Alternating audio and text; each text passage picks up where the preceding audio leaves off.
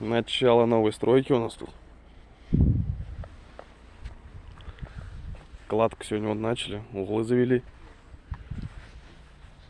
Одну стеночку сделали.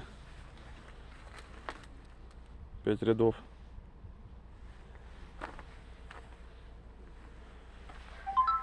По-моему, все симпатично.